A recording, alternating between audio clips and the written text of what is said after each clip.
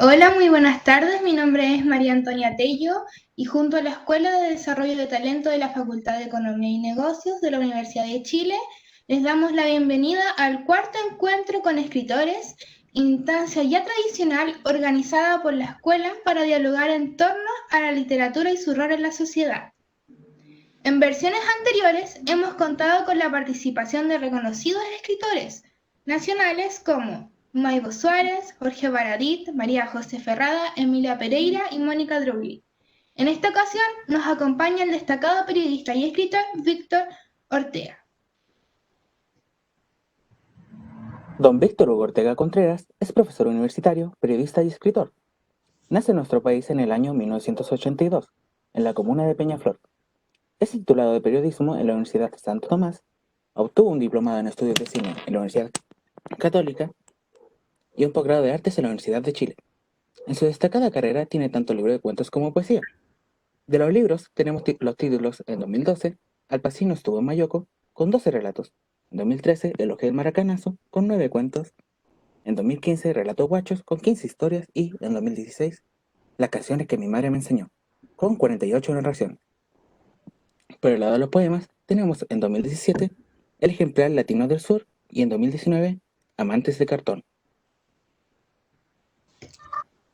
Antes de darle la palabra al escritor, quisiera recordarles que tengan mucho cuidado con el micrófono de sus dispositivos y que al final de la charla podremos realizar preguntas, para lo cual deben pedir la palabra a través del chat o levantar la mano donde lo indique Webex.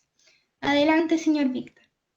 Muchas gracias, María Antonia, muchas gracias al otro chico por la presentación, gracias a los organizadores también por invitarme a participar de este encuentro, decirles que siempre es grato para mí conversar de literatura, de los libros, que es algo que me apasiona y me gusta mucho la idea de poder transmitir esa pasión, ese gusto por los libros con los estudiantes.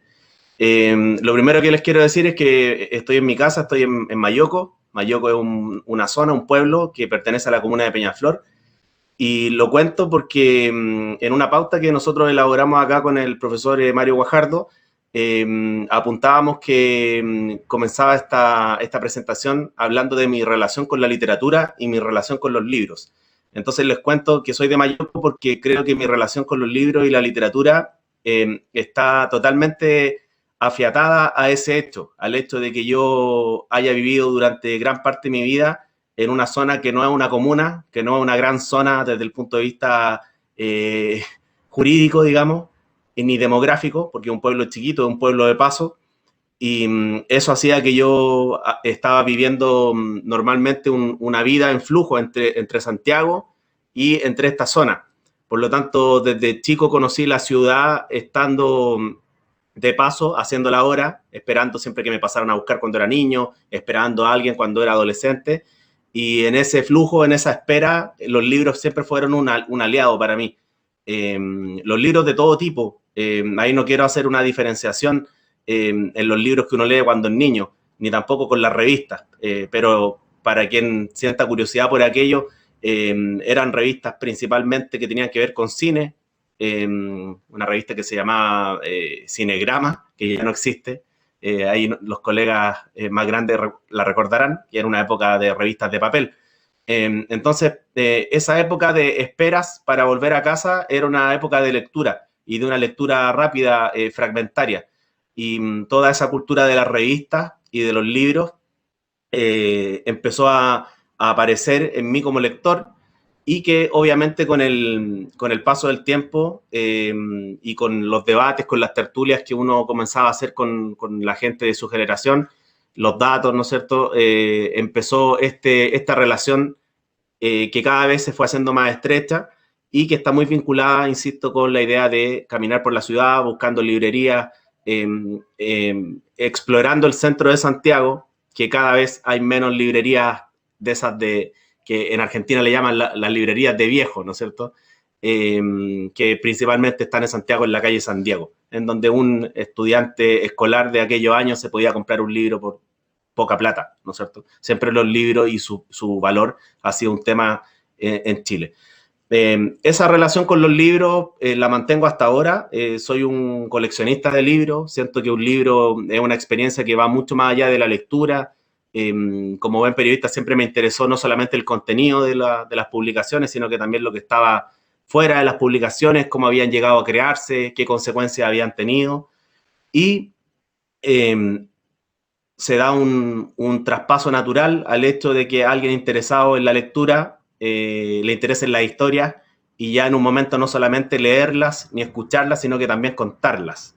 Y ahí me instalo en la infancia, 8, 9, 10 años, en que esto lo sé porque lo he encontrado arreglando los cachureos de mi casa. He encontrado historias que yo escribía en papel, que le contaba a mis compañeros de colegio y que principalmente tenían que ver con mi papá, que era una figura ausente en esa época, y con los juegos de video. Era una mezcla bien rara, era como Street Fighter más mi papá y qué sé yo, el fútbol de la época. Eso era como lo que constituían las historias que yo contaba a mis amigos de forma oral para tratar de sorprenderlo o qué sé yo, algún psicoanalista podría tener otra explicación para encontrar la razón por la cual lo hacía, pero para mí era una entretención. Y esa entretención la intento mantener hasta ahora en el momento en que escribo y en el momento en que leo. Siempre trato de disfrutar la experiencia de la literatura, independiente de que esté leyendo un drama o una comedia. Creo que siempre estoy asistiendo a una historia que me está permitiendo aprender sobre un mundo que yo desconocía hasta antes de llegar a ese libro. Toda esta formación autodidacta se vio reforzada cuando entré a estudiar periodismo. El periodismo está muy vinculado a la literatura porque escritores, poetas, periodistas, investigadores trabajan con textos y trabajan con algo que quizás no es tan oficial que los escritores lo hacen, los escritores de ficción, pero sí lo hacen, que es el reporteo. Reportear, buscar historias, buscar información, buscar un material que a uno le permita finalmente llegar a escribir. ¿Y por qué les cuento todo esto? Porque llegó un momento de mi vida en que empecé a publicar textos que resumen todo lo que he hablado hasta ahora. Primero los publicaba en un blog que tenía yo en los años en que estaba en la universidad. Y después llegó el momento en que quise tener estos textos de ficción. Soy un escritor de cuentos principalmente. También escribo poesía, pero me denomino como un escritor de relatos. En algún momento todas estas cosas que le he mencionado, la espera, el gusto por el fútbol, el acercamiento, la cercanía con la ciudad de Santiago, siendo de otra... Mi voz se parece a la de Mario Hugo, dice. Nunca me habían dicho eso.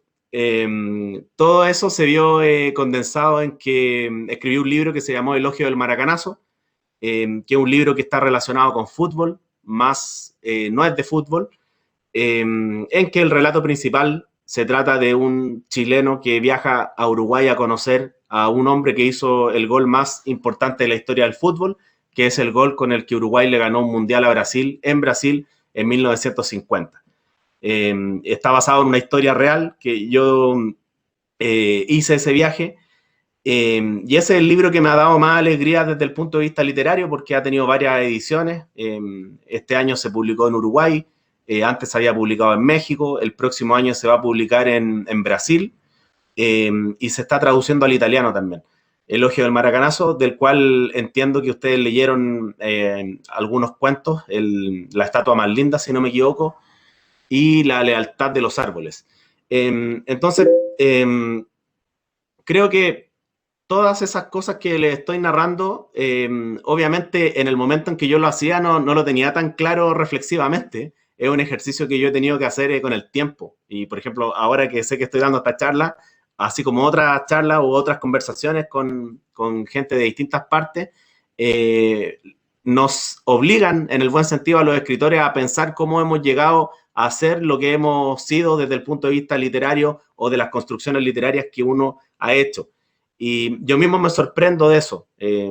Por ejemplo, hablábamos el otro día con el colega Mario Guajardo, con el profesor Mario Guajardo, sobre las estructuras de algunos relatos y Y claro, ahora cuando pienso en la estatua más linda, que fue el cuento que ustedes leyeron, que se trata de este personaje que tiene una relación traumática con un sector de la ciudad muy popular para los que nos movemos por ahí, como es la salida del Metro Quinta Normal, y que ese acontecimiento traumático lo lleva a poner su ojo en una estatua de Gabriela Mistral que, a diferencia de muchas otras estatuas que hay en el mundo, está a la altura del ser humano, ¿no es cierto? No está en un pedestal. Y yo mismo me veo forzado a pensar por qué escribí eso. Y hay muchas referencias al periodismo, a un programa de reportaje, a las camisetas de fútbol. Entonces me daba cuenta que a la hora de construir un cuento, he hecho mano mucho a lo que conozco, a las referencias populares que se me dieron como estímulos desde que era un adolescente. Y esa rareza que tiene ese cuento al combinar dos cosas de naturaleza tan diversa tiene que ver con eso también, porque al fijar el ojo en algún punto de la ciudad, lo hacía principalmente por esperar, porque son lugares que conozco bien, porque he estado esperando allí, esperando que alguien me pasara a buscar, esperando que alguien llegase, y que entiendo que también leyeron algunos poemas de Latinos del Sur que hablan de la ciudad, me hicieron, con todos los reparos que uno tiene, también por el momento que estamos viviendo los chilenos, un amor inmenso por Santiago. Ese Santiago que siempre hemos escuchado que es feo, ¿no es cierto?, que es una capital que está cambiando, que está llena de edificios demasiado grandes, cosa que comparto, ¿no es cierto?, es terrible el devenir urbano de la ciudad, pero como era una ciudad que yo conocía desde la espera, le tenía mucho cariño a esa ciudad. Entonces, a la hora de escribir tanto relatos de ficción, como son los que ustedes leyeron pertenecientes al Elogio del Maracanazo, como con los poemas que leyeron, creo que el eje central o un denominador común de todo este material literario es la ciudad, y es la relación de un poeta con la ciudad o es la relación de un narrador con la ciudad.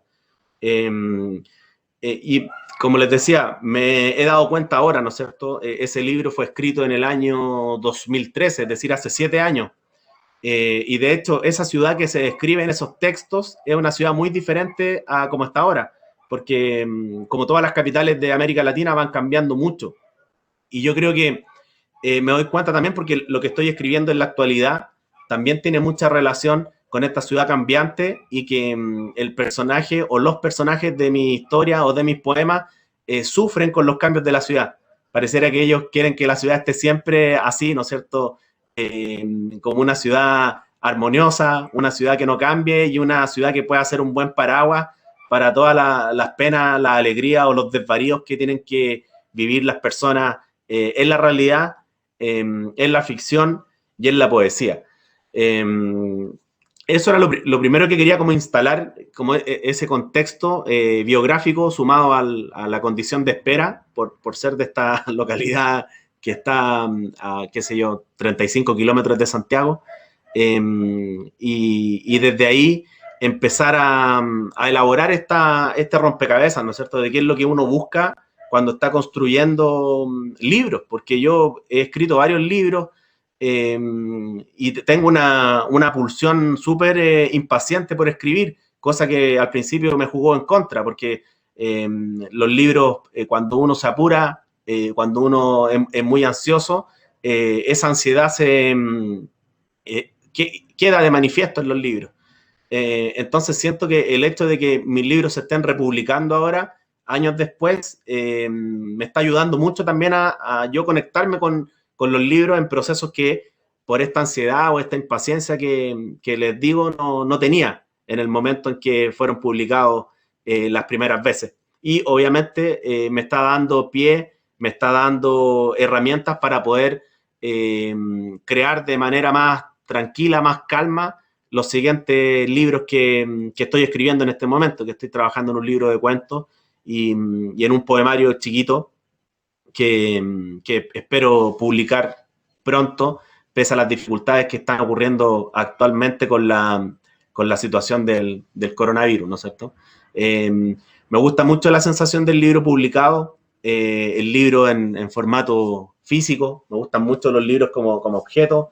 En ese sentido, siento que la historia de un libro físico es diferente a la historia de un libro digital, aunque entiendo que a veces tenemos que leer desde el celular o desde el computador, porque es una forma más funcional. Pero siento que la duración de las tramas al leer del papel, al menos a mí, no sé, ustedes me contarán después cuando quieran intervenir conmigo, es más duradera, valga la redundancia, que cuando lo leo desde el digital. También contarles que esta relación con la literatura, con los libros, con la escritura, he tratado de mantenerla intacta hasta ahora o hasta antes de que empezara la pandemia, siempre buscando lugares que me parezcan literarios. ¿Y a qué me refiero con eso? Que lugares que sean dignos de poder estar como telón de fondo o como anécdota de las historias que me interesa contar. Como por ejemplo ahí en esa portada de Relatos Guachos, que es un bar que ha mutado mucho en el último tiempo, que se llama, ¿cómo se llama ese bar? Yungay Viejo. Está en la Plaza del Roto chileno. Entonces, ese también es otra consecuencia a la que he llegado, otra reflexión y consecuencia. Ambas cosas que en esta espera desde la infancia me di cuenta que generé una relación muy nostálgica y rabiosa por cómo están estos barrios en la actualidad con el centro antiguo de Santiago. No es casualidad que mi relato o los poemas que ustedes leyeron que pasaron con el profesor Mario Guajardo tienen una relación desde el mapa de Santiago con el Santiago antiguo, es decir, con todo eso que pasa desde la Panamericana, desde la carretera la norte-sur hacia Quinta Normal, ¿no es cierto? La estatua de Gabriela Mistral en Quinta Normal, la Plaza Brasil, el barrio Yungay, el Metro Santa Ana, y solamente a veces otras zonas, ¿no es cierto? Entonces ahí se da una suerte para mí en la actualidad de querer salir un poco de ese entorno, de ese contexto escénico literario para contar otras cosas, pero me doy cuenta que los personajes, aunque se muevan por otras ciudades, por otras regiones de Chile o por otros países, siempre llegan a explorar sus penas o sus desvaríos a la Plaza Brasil. Así que eso como primera parte. Y bueno, no sé si quieren comenzar a hacer algunas preguntas o comentar algunas cosas de lo que leyeron. Para mí sería súper bueno conversar sobre los textos que leyeron ustedes porque me interesan mucho las impresiones y las apreciaciones que tengan al respecto.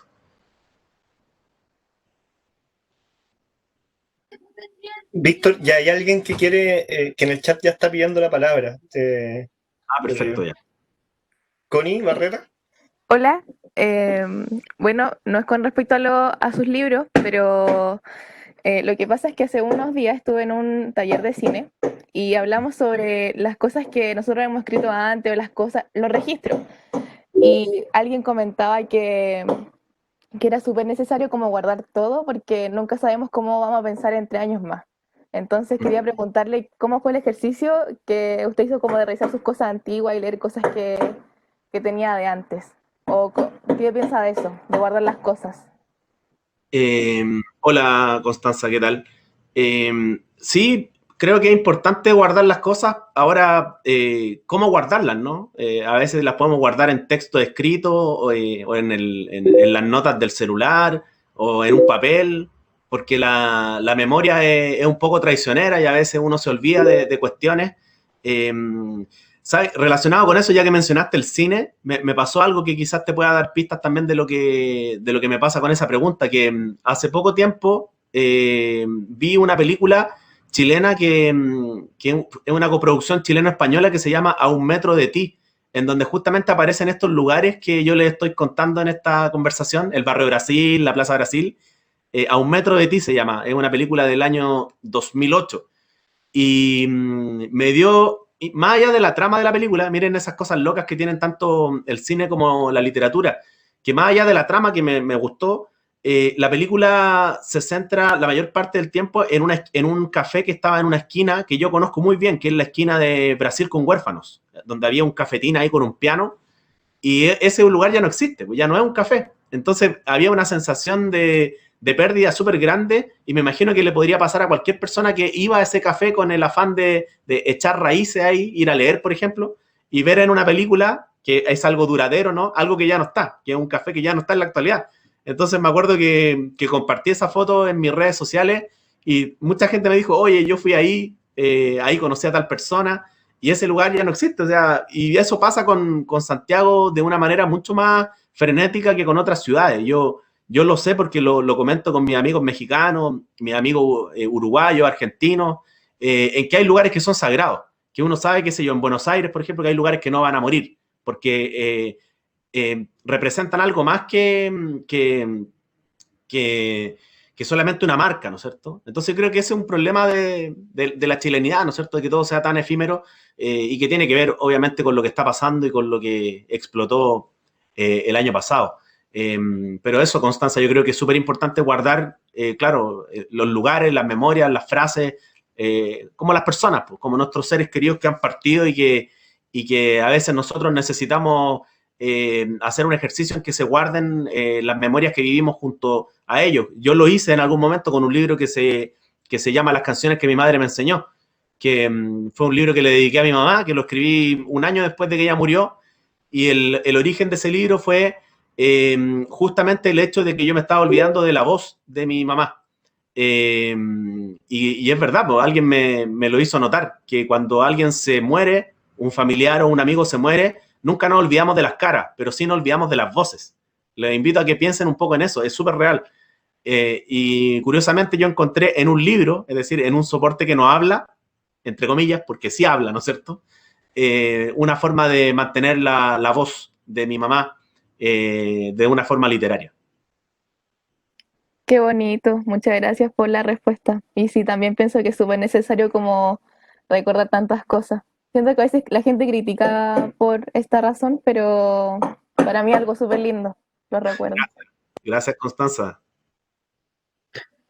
Ahora, Jaime Donoso también, que había pedido la palabra. Luego viene Angie. Ya. Tengo dos preguntas. Primero, así como, ¿alguno de sus libros ha sido como material de lectura y que se ha evaluado, así como que se haya utilizado en prueba? Esa es la primera pregunta. Buena pregunta. Sabes que al menos del conocimiento que yo tengo de los libros y de sus canales de difusión, no en una prueba. Creo que tiene que ver con que son libros bien informales en algún sentido. Tienen palabrotas y tratan de recoger un poco la chilenidad que yo rastreo o rastreaba en las calles. Entonces tiene un lenguaje que a lo mejor no sé si podría ser evaluativo. Sí se ha trabajado con ellos en contextos de sala de clase, por los mundos que se escriben allí o por los lugares, que es lo que ya hemos hablado. Pero así como una prueba de lectura en relación a alguno de los libros, hasta donde yo sé, no. Si lo supiera, me desayunaría. Vale, gracias. Y la otra pregunta, sí. Cuando usted ha bueno, uno tiene una idea en la cabeza y esa idea después uno la transforma y la trata de expresar en un libro, pero no sé si de repente se le ha escapado alguna idea o después para mantenerlo en mente, ¿qué es lo que hace? Es buena esa pregunta porque, de hecho, pensé que alguien me podía preguntar eso. Lo que hago y que siempre me ha funcionado, aunque a veces no se llegue a buen puerto con tener una tremenda, una historia más o menos, o una historia precaria en términos de interés del lector, es pensar mucho la idea. Tener una idea y la estoy pensando todo el tiempo, y sus posibilidades. A veces me arriesgo porque ni siquiera la anoto, ni siquiera la escribo en un papel o en una nota del celular o en un WhatsApp. Simplemente le doy vueltas a esa idea durante mucho tiempo. Y que nuevamente está conectado a lo que decía al principio. Lo pienso mucho en la micro, por ejemplo. Como ando mucho en micro, no tengo licencia, no tengo auto. Y antes de la pandemia, mis actividades laborales están en Santiago y yo vivo en Mayoco. Entonces creo que la micro es un buen lugar para mí en donde voy pensando en las ideas que tengo para convertirlas en un cuento o en un poema. Creo que es diferente, sí, con los cuentos que con los poemas. En el cuento requiero una reflexión más arquitectónica, quizás más así como muy cuadrada, muy reflexionada, muy articulada, desde una base hasta lo que va a ir pasando después. A veces pasa que hay un cuento que empiezo a escribir y no sé cómo va a terminar, pero creo que eso lo aplico más en la poesía. En la poesía, por ejemplo, a veces hay un árbol o una persona, un rostro o una situación o un día o la moneda, por ejemplo, caminar por la moneda. Una vez escribí un poema que tenía que ver con que pasé por la moneda y encontré que había algo ahí que tenía que ponerlo frente a la hoja o frente al documento en el cual iba a escribir. Entonces, respondiendo a la pregunta, creo que el proceso para ambos soportes es la reflexión, aunque con la poesía, con la escritura de poesía, el proceso me da más libertad, a evocación, a lo emocional, más libertad y menos de esta cosa estructurada que necesitan los relatos de ficción. Eso, Jaime. No sé si respondí concretamente a la pregunta, espero que sí. Sí, sí, lo hizo. Gracias. Angie estaba también en la cola para preguntas. Que pueda hacerla. Y luego vendría Isabel. Quería Isabela. preguntar, la primera es, personalmente para usted, ¿qué es todo lo que implica o cómo resumiría todo lo que implica hacer literatura y qué es lo más complejo de eso? ¿Qué es lo más complejo de hacer literatura? Todo lo que implica la literatura. Bueno, la literatura implica una actividad que está pasando todo el tiempo, porque cuando uno escribe o quiere escribir algo o está pensando en escribir algo, lo está pensando no como en un trabajo normal, convencional, que de 9 a 6 de la tarde, ¿no es cierto? Yo estoy pensando en la literatura todo el tiempo, más allá de que tenga otras funciones que son las que me permiten vivir y comer. Uno está siempre con un poco, como una parte de la mente, del cerebro, puesto en la literatura. Yo al menos la vivo así, la vivo de manera muy absorbente. De hecho, hubo una época en que yo era funcionario público, trabajé en un ministerio, y trabajaba en el ministerio, trataba de cumplir de buena forma, por lo demás, tratando de cumplir los horarios y todas las cosas que tenían que ver con mi trabajo, pero incluso en ese trabajo que a lo mejor no me satisfacían un 100%, yo estaba pensando en el ejercicio y en el oficio de la escritura, a partir de objetos que a veces están en una oficina. Eso también un paréntesis que, a propósito de la pregunta anterior, en el proceso de la escritura soy muy objetual. Quizás por eso también me interesan más los libros físicos que los libros digitales. Y respondiendo a la otra pregunta, ¿qué es lo más difícil de escribir? Creo que para mí lo más difícil es eso que pasa después de que uno escribió una primera versión de algo, que es el proceso de la revisión, el proceso de editar. Ese proceso es agotador porque uno tiene que leer y releer tanto en lo que escribió que a veces uno termina generando un poco de distanciamiento emocional o apego del texto. Pero tiene que ser así, ¿no es cierto? Porque es el ejercicio tan complejo ese de editar un texto, ¿no? Porque a veces uno desparrama lo que tiene sobre la hoja y uno se libera y uno se queda contento y satisfecho de que por fin tengo esta idea plasmada ahí, ¿no es cierto? Entendamos eso como la primera versión de un cuento, ¿no es cierto? Por ejemplo, ustedes leyeron La estatua más linda y La estatua más linda cambió mucho desde esa primera versión e incluso volvió a cambiar después de haber estado publicado. Pero yo cuando recién escribí ese cuento, yo estaba feliz porque era un cuento que condensaba las cosas que me interesaban en esa época, que era Gabriela Mistral, que era la ciudad, que era el periodismo, que era un choque. Siempre he tenido una relación especial con los accidentes de tránsito. Pero lo que vino después fue lo complejo y creo que respondiendo específicamente a tu pregunta, es lo más difícil. Es cómo arreglo todos estos ladrillos que he tirado y esta mezcla así como casi de manera, no al lote, pero sí muy intensa, ¿no? Con mucha intensidad sobre la hoja. ¿Cómo arreglo eso? Y ese arreglo es lo complejo. Y en ese arreglo entra el concepto de edición.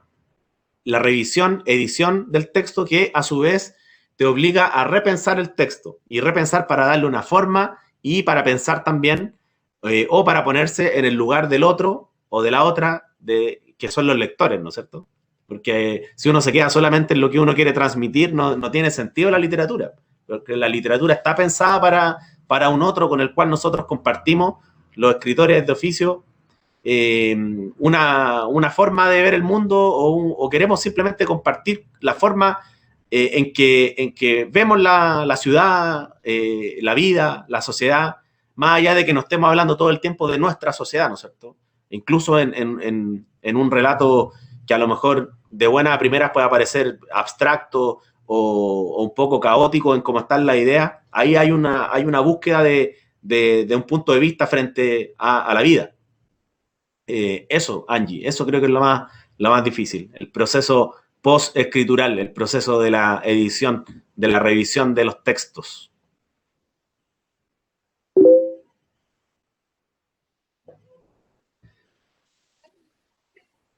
Muchas gracias, Víctor, por la respuesta. Oye, ¿puedo hacer una pregunta también? Colgarme de eso, sobre todo a propósito de la edición. Sí, claro.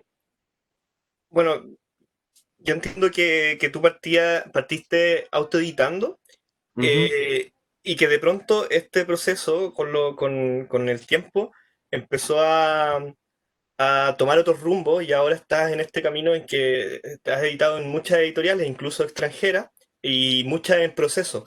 Si pudieras, más que una pregunta, como explayarte sobre lo que te ha dejado ese proceso, sobre tu opinión sobre las distintas formas de edición, etcétera. Sí, por supuesto. Sí, bueno, no sé si lo saben, quizás se los comentó el profesor Mario Guajardo, pero yo tengo como un inicio atípico de escritor, porque al principio yo los libros los publicaba por mi cuenta, no tenía editorial. Mis libros no se vendían en las librerías. Era un escritor que yo vendía los libros mano a mano, me juntaba con la gente en la plaza, en el supermercado, así de artesanal. Y lo hacía así porque, como les decía, soy muy impaciente, tenía esa ansiedad de publicar, y cuando uno entra a este mundo de las publicaciones, de los libros, de las editoriales, los tiempos de una editorial son diferentes a los tiempos de un escritor. Ustedes comprenderán la alegría que tenía yo de haber tenido una primera versión de un libro. Mi primer libro, Al Pacino, estuvo en Mayoko, y tener esa primera versión y no poder tenerla publicada porque no entraba dentro de los cronogramas de una editorial, o más cruel todavía, porque a una editorial no le importaba que uno escribiera lo que escribe, ¿no? Entonces, por eso di ese paso de... te saltaste, bueno, después si quieres la puedo responder cuando termine de hablar esta primera parte, que eso, no tenía esa posibilidad de publicar con editoriales. Entonces, claro, yo mismo me la arreglé, empecé a investigar cómo funcionaba el mundo de la edición independiente. ¿Qué es la edición independiente? Es no depender de una editorial para publicar. De todas maneras, son libros que están revisados, que tienen una buena tapa, o una tapa profesional, un tamaño de libro estándar, como este que tengo acá en mis manos, de Carmen Berenguer, que es una poeta chilena, que le aprovecho de recomendar, porque esto tiene un tamaño, ¿no?, que está pensado para la experiencia lectora de las personas. Entonces, investigué todo eso, saqué un primer libro, y yo me sentía muy feliz en esa época cuando alguien agarraba un libro mío autoeditado o publicado de forma independiente y me decía: oye, parece un libro de esos que venden en las librerías. Y ahí yo me sentía como realizado, ¿no es cierto? Porque eso quería decir que pasaba colado el hecho de que yo lo haya publicado de forma independiente. Ahora, con el paso del tiempo, y como ya me metí más en un terreno de la literatura más específicamente, me di cuenta que la publicación independiente era mal vista, lo que a veces me parece un poco injusto. Era mal vista porque se pensaba que eran libros que casi estaban escritos llenos de errores y de cosas que no serían publicadas por una editorial. Y ahí me frustré un poco, dije: oye, pero yo lo que he escrito, lo he escrito con tanto profesionalismo, con tanto cariño, ¿por qué tendrá esta mirada mal vista? Aparte que a mí me quedó gustando lo de publicar de forma independiente, no publiqué solamente un libro de forma independiente, sino que publiqué 4. Porque claro, también había un factor económico. El escritor que vende sus propios libros tiene un ingreso de dinero directo por cada libro y no tiene que compartir su ganancia con una librería o con una editorial.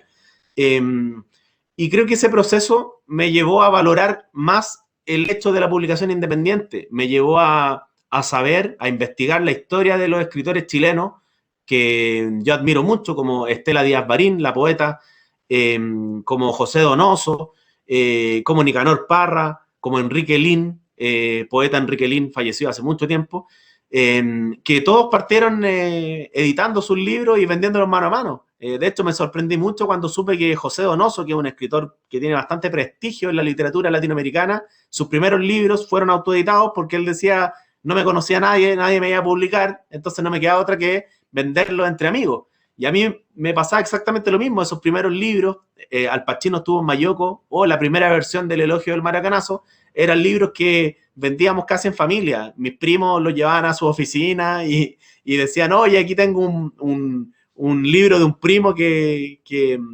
trata sobre fútbol. Entonces miren cómo era la cadena de producción de mis primeros libros. Toda la familia vendiendo los libros. Mi tía, a las señoras con las que iba a la feria, qué sé yo, mi mamá, sus compañeros de trabajo. Era una cosa en familia. Y que por más de que con el tiempo yo dejé atrás esa etapa, la recuerdo con aprecio porque creo que tiene que ver también con la relación que yo tengo con los libros en la actualidad. Ahora he tenido la suerte de publicar libros con editoriales extranjeras. Publiqué con una editorial mexicana una versión del Elogio del Maracanazo, publiqué con otra editorial mexicana un poemario del cual ustedes leyeron esos 2 poemas, Sospecha y La Ciudad en Movimiento. También en México, publiqué en Uruguay, ahora voy a publicar en Brasil, y el libro se está traduciendo al italiano, si bien no tiene todavía una editorial italiana, cuando esté traducido la vamos a buscar y creo que lo lógico sería que la encontremos por la trayectoria que ha tenido ese libro en específico, que es El Elogio del Maracanazo. Pero sin embargo siento que me provoca algo tan rico el hecho de estar publicando en editoriales extranjeras, sabiendo que antes publiqué el libro así de forma artesanal, porque es la relación que yo tengo con la literatura, que como ya le he dicho a lo largo de este tiempo que hemos estado conversando, que no es una relación de algo casual o algo que no me importa, es una relación pasional, es decir, vivir la literatura de una forma súper pasional y con la alegría de recibir un libro o de comprar un libro o de que a uno le regalen un libro y que eso va a ser material para poder comentarlo con mis amigos o para poder descubrir cosas que a su vez me sigan dando material para poder seguir escribiendo. Eso, Christopher, no sé si respondí o creo que sí. Súper bien, súper bien. Ahora sí, Isabela, perdón por la interrupción. Te la había saltado. Me la salté. No se preocupe. Está bien. Primero que nada quería presentarme. Soy Isabela. Y mi pregunta era si usted planificaba sus relatos al detalle o sus ideas simplemente surgían en el momento. Hola Isabela, un gusto. Es mixto, a veces uno planifica al detalle, a veces uno solamente tiene la idea y todo se ordena en ese proceso que le comentaba a Angie, el proceso difícil que es la edición. Por ejemplo, tomando como referencia ese cuento que ustedes leyeron, La estatua más linda, yo debo reconocerles que cuando escribí ese cuento, yo no sabía lo que iba a terminar de ese cuento. Pero sí sabía que quería tener un cuento con Gabriela Mistral, con los supercampeones, con una camiseta de fútbol, con la esquina de Catedral con Matucana, que es donde está el Metro Quinta Normal. Quería hacer un cuento sobre eso porque era un lugar importante para mí y después las cosas se fueron articulando. Entonces, claro, si tú me preguntas ahora, 7 años después de que escribí ese cuento, creo que es más fácil planificarlo todo. Planificar un cuento desde el inicio hasta el final, a través de cada momento, cada párrafo, darle un número y así llegar al número de párrafos que te permita contar una historia con todos los detalles que tú quieres hacerlo. Ahora, el tema es que a veces no tenemos, los escritores, o yo particularmente como escritor, no tengo esa capacidad de planificarlo todo porque soy disperso, ¿no? Soy periodista, de hecho, los periodistas somos dispersos porque de todos lados queremos aprender, procrastinadores, no terminamos, yo no termino de leer este libro y ya me voy a poner a leer este otro libro, ¿no? Y este es de poesía, este es un ensayo sobre cine, y después tengo que leer este que es un reportaje periodístico, entonces, y al final termino leyendo de varios libros a la vez, y eso mismo pasa con el momento en que estoy escribiendo. Estoy escribiendo acá, me voy para el final, entonces hay un desorden que a veces he logrado ordenar y convertir en cuentos que a mí me han dejado totalmente satisfecho. En otras oportunidades han habido cuentos que yo no logro ordenar y que a veces me he arriesgado e igual los he publicado así, porque entiendo que, y ahí es donde viene también quizás una diferencia que yo tengo con otros escritores al haber partido de la edición independiente, de una forma de escribir con una autoría y una identidad que la pudiera mantener pese a todo, es que a veces creo que no hay que planificar todo. Lo planificado a veces, lo fríamente calculado, puede perder un poco de emotividad. Quizás por eso también me gusta la poesía, porque creo que el caos en la hoja de un libro a veces puede conectar con el lector, puede conectar contigo, conmigo, sin una necesidad de tener un orden tan detallado u obsesivo. Y en ese caso, por ejemplo, el cuento de la estatua más linda, a mí con el tiempo me ha dejado muy conforme ese cuento, porque me gusta la experiencia que tienen los lectores cuando lo leen, lo que me comentan. Me encanta que sea un cuento que me dicen, oye, es como bizarro, es como loco esto, este trauma que tiene el personaje. ¿Cuál es la historia en el fondo?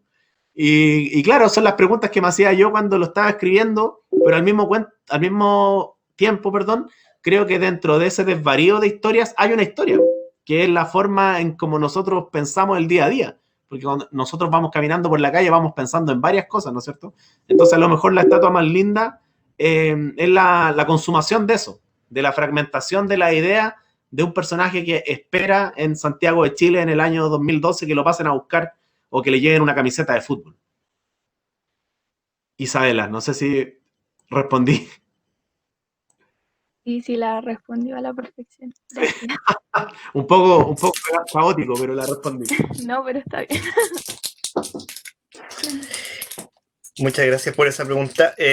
Carlos Hernández tiene una pregunta también. Le doy la palabra.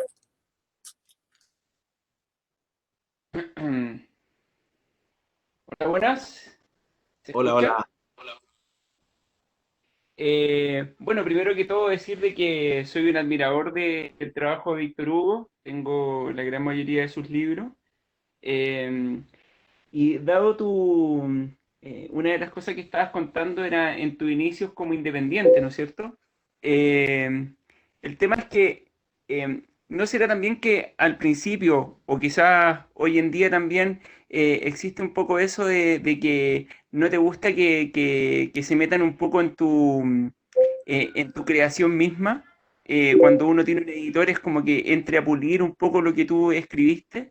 ¿Hay un poco de recelo con eso, Víctor Hugo, al momento de componer un, un libro, por así decirlo?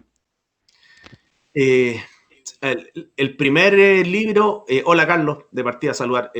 El primer libro que publiqué con una editorial, sí fue un proceso difícil porque, claro, ya no tenía la libertad que tenía cuando publicaba de forma independiente. Y eso fue un tema.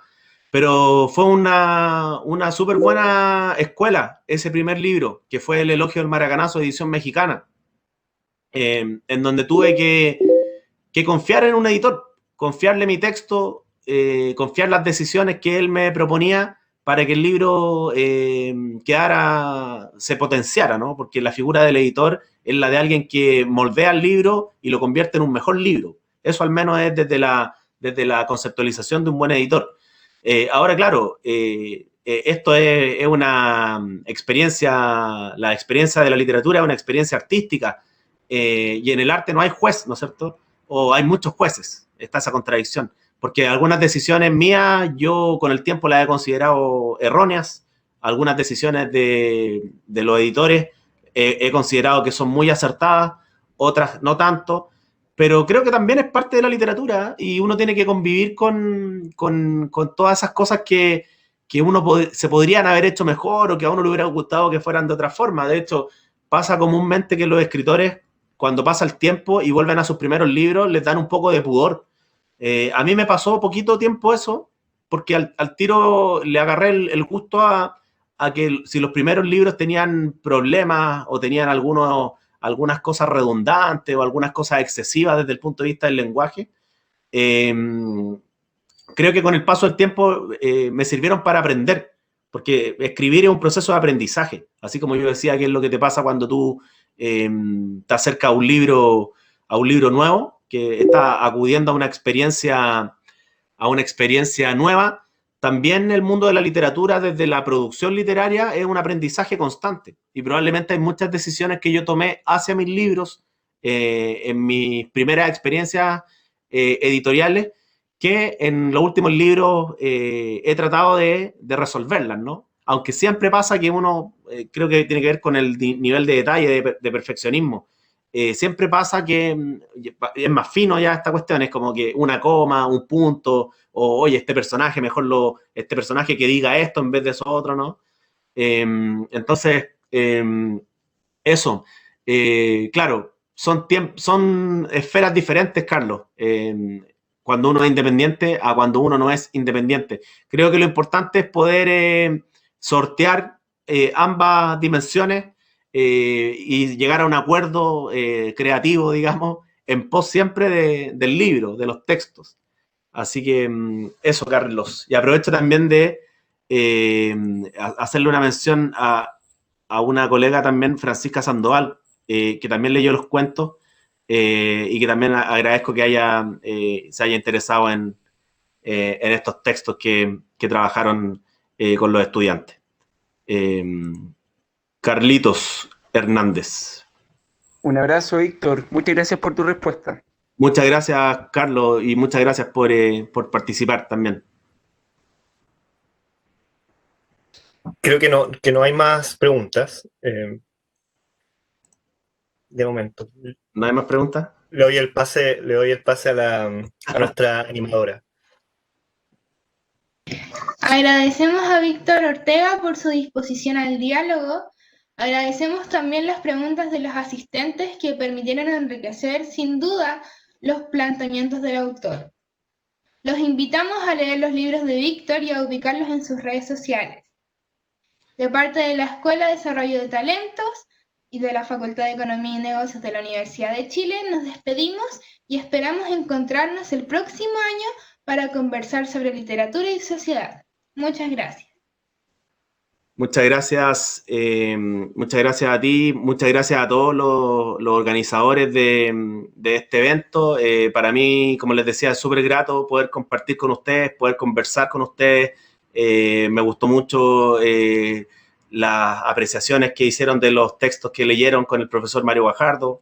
Me gustó mucho que hayan leído también los textos con la colega Francisca. Creo que es una buena forma de aprender. Estamos distanciados por un par de generaciones y eso a mí en particular me interesa mucho. Saber cómo son recibidos estos cuentos que fueron escritos hace ya un tiempo en la actualidad o con nuevos lectores jóvenes. Así que, bueno, muchas gracias. Y si quieren seguir en contacto, mi Instagram es @latino del sur, como el título del libro, Latino del Sur. Así que ahí siempre estoy recomendando películas, libros y cosas que me permitan seguir indagando en este proceso y en este oficio que le tenemos tanto cariño a los que estamos acá, que es la literatura y los libros. Así que muchas gracias y hasta pronto. Gracias.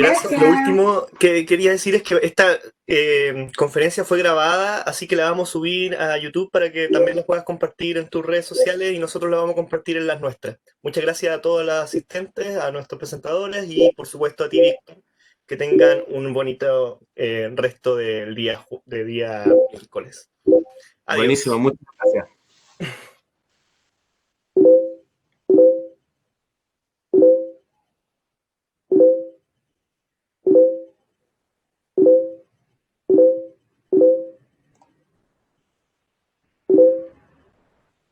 ¿Me puedo salir nomás, Christopher? ¿No hay problema? Adelante, sí, puedes salir nomás. Gracias, Víctor. No debía haber preguntado eso, voy a manchar la parte de la grabación. Perdón, una bromita.